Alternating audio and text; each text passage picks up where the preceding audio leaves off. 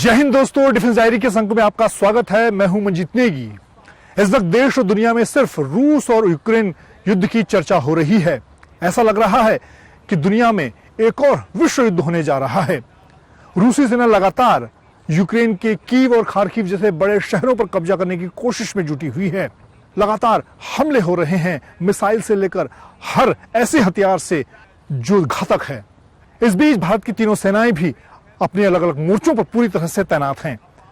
एक तरफ भारतीय वायुसेना लगातार अपने C-17 ग्लोबमास्टर और IL-76 जैसे बड़े ट्रांसपोर्ट एयरक्राफ्ट के जरिए यूक्रेन के अलग अलग सरहद पर फंसे हजारों भारतीय छात्रों को निकालने के मिशन में जुटी हुई है। अब तक भारतीय वायुसेना अकेले 2000 से ज्यादा छात्रों को लाने में कामयाब हुई है। वहीं दूसरी तरफ भारतीय सेना ने भी साफ कर दिया है कि रूस और यूक्रेन के जो युद्ध चल रहा है उसके चलते लद्दाख में भारतीय सेना चीन की किसी भी हरकत से निपटने के लिए पूरी तरह से तैयार है। और इस बीच दो बड़े जो डिफेंस के इवेंट होने थे उनको कैंसिल करना पड़ा है। गुजरात में 14 मार्च से डिफेंस एक्सपो, जिसमें देश और दुनिया के बड़ी बड़ी रक्षा से जुड़ी कंपनियों ने आना था, रूस, अमेरिका जैसे देशों से, उसको फिलहाल कैंसिल कर दिया गया है। उसकी नई तारीखों की घोषणा होगी। यह भी रूस और यूक्रेन युद्ध की वजह से हुआ है। दूसरी तरफ वायु शक्ति, जो हर 3 साल में जैसलमेर में की सरहद पर होता है, भारतीय वायुसेना अपनी ताकत का परिचय देती है। प्रधानमंत्री नरेंद्र मोदी को उस एयर शो में शामिल होना था, उसे भी फिलहाल मौजूदा हालात को देखते हुए कैंसिल किया गया है। ये बात तो रही रूस और यूक्रेन युद्ध की, लेकिन भारत की तीनों सेनाएं 1947 यानी आजादी से लेकर अब तक हर मोर्चे पर हर दिन लगातार युद्ध जैसे हालात से निपटती रहती हैं। बात चाहे जम्मू कश्मीर की हो या उत्तर पूर्व की हो या समुद्री मोर्चे की हम बात करें। और आज डिफेंस डायरी में ऐसे ही वीर की कहानी, ऐसे शूरवीर की कहानी, जिसने साल 2015 में 11 दिन चले ऑपरेशन में 10 आतंकियों का सफाया किया। पैरा कमांडो लांस नायक मोहननाथ गोस्वामी, जिन्हें उनके सर्वोच्च बलिदान के लिए अशोक चक्र से सम्मानित किया गया।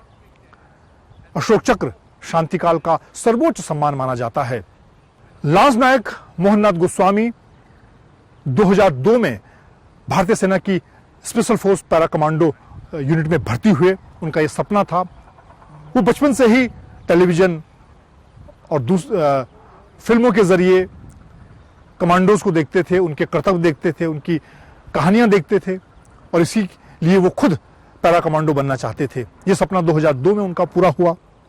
और उसके बाद 2011 में उनकी तैनाती कश्मीर घाटी में हुई ही।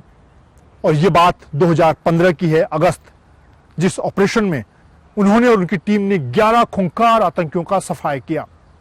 कश्मीर घाटी के कुपवाड़ा इलाके में घने जंगलों के बीच लंबे समय से दर्जनों आतंकी सक्रिय थे, जो लगातार पाकिस्तान के कब्जे वाले कश्मीर से आकर कश्मीर घाटी में आतंक का पर्याय बन चुके थे। इन आतंकियों का सफाया करने के लिए सेना की पैरा कमांडो टीम को बुलाया गया, जिसका लांस नायक मोहननाथ गोस्वामी भी हिस्सा थे। अगस्त के आखिरी दिनों में यह ऑपरेशन शुरू हुआ। कुपवाड़ा के इलाकों में घने जंगल और बस्ती का इलाका था। खराब मौसम की वजह से ऑपरेशन लगातार लंबा खिंचता जा रहा था, और इसीलिए इस पूरे ऑपरेशन में 11 दिन से ज्यादा का वक्त लगा।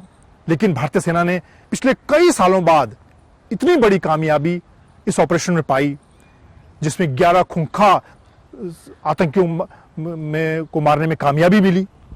लश्कर ए तैयबा के 3 आतंकी, जब ये पहला हमला शुरू हुआ, लांस नायक मोहननाथ गोस्वामी ने इन 3 खूंखार आतंकी, लश्कर ए तैयबा के जो 3 आतंकी, उनको मार गिराने में कामयाबी हासिल की।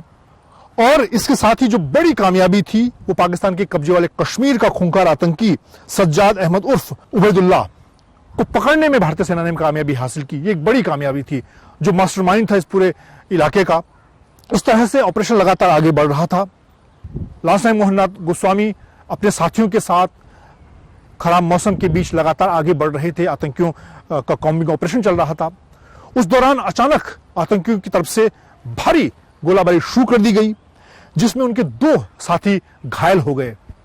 अपने घायल साथियों को वो किसी तरह से बचाने चाहते थे। उन्होंने अपनी जान की परवाह किए बगैर वो घने जंगल के बीच रेंगते हुए आगे बढ़े, और उन्होंने और 2 आतंकियों का सफाया किया और अपने 2 साथियों को बचाने में कामयाबी हासिल की, उन्हें सुरक्षित जगह पर वो लाए। लेकिन इस दौरान लांस नायक मोहन नाथ गोस्वामी भी खुद गंभीर रूप से घायल हो गए। लेकिन उनकी जो ट्रेनिंग थी एक पैरा कमांडो के तौर पर, युद्ध के मोर्चे में बारिश, तूफान, जंगल, हर मोर्चे पर किस तरह से दुश्मन के खिलाफ ऑपरेशन को अंजाम देना है, ये उनकी ट्रेनिंग का हिस्सा था। और इसीलिए वो लगातार इस ऑपरेशन को आगे बढ़ा रहे थे। और इस तरह से ये ऑपरेशन करीब 11 दिन के बाद खत्म हुआ, जिसमें 10 खूंखार आतंकियों को मारने में कामयाबी हासिल हुई। कई उबैदुल्ला जैसा खूंखार आतंकी पकड़ा गया और इस पूरे इलाके को आतंक से मुक्त करने में भारतीय सेना ने कामयाबी हासिल की। लेकिन इस ऑपरेशन में जहां भारतीय सेना को बड़ी कामयाबी मिली, वहीं पैरा कमांडो लांस नायक मोहन नाथ गोस्वामी ने अपना सर्वोच्च बलिदान दिया। वो पूरी तरह से घायल थे, उन्हें बचाने की कोशिशें हुई, लेकिन आखिरकार उन्होंने अपने प्राण देश पर न्यौछावर कर दिए। उनके सर्वोच्च बलिदान के लिए भारतीय सेना ने शांतिकाल का सर्वोच्च सम्मान अशोक चक्र से उन्हें सम्मानित किया गया। 26 जनवरी के मौके पर राष्ट्रपति ने उनकी पत्नी को अशोक चक्र दिया। उस दौरान उनकी पत्नी से मिलने का मौका मुझे मिला। उनकी पत्नी ने लांस नायक मोहन नाथ गोस्वामी के बारे में जो बातें साझा की, वो सच में फिल्मी कहानी जैसी हैं। किस तरह से मोहन नाथ गोस्वामी ने मात्र 10 से 12 साल की अपनी सर्विस के दौरान ऐसा कारनामा कर दिखाया जिसकी चर्चा आज हम कर रहे हैं, जिसके लिए उन्हें अशोक चक्र से सम्मानित किया। वो जब आखिरी बार अपने गांव आए थे छुट्टी पर, उस दौरान भी लगातार वो कश्मीर में अपने ऑपरेशन की चर्चा अपने परिवार से करते थे, अपनी पत्नी से करते थे कि किस तरह से कश्मीर घाटी में, जिस इलाके में उनकी तैनाती है, वहां पर वो नापाक आतंकियों के कदम नहीं पड़ने देना चाहते हैं, उनका वो सफाया कर देंगे। इस तरह की बातें वो करते थे और वही करते हुए उन्होंने अपना सर्वोच्च बलिदान दिया। और जो उनका सपना था पैरा कमांडो के तौर पर इस तरह के ऑपरेशन को अंजाम देना, वो एक बड़ा ऑपरेशन उन्होंने 2015 में कर दिखाया।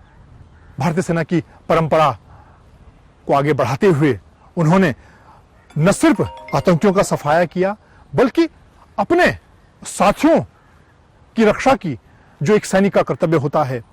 अपने साथियों, अपनी जान की परवाह किए बगैर उन्होंने अपने साथियों को भी बचाने में कामयाबी हासिल की। डिफेंस डायरी में मेरी कोशिश है कि आपको भारतीय सेनाओं से जुड़ी ऐसी ही अनसुनी कहानियां, वीर सेनानियों की कहानियां आप तक पहुंचाना, जिन्होंने अपना सर्वोच्च बलिदान देकर सेना के इतिहास में एक नया पन्ना जोड़ा। जय हिंद।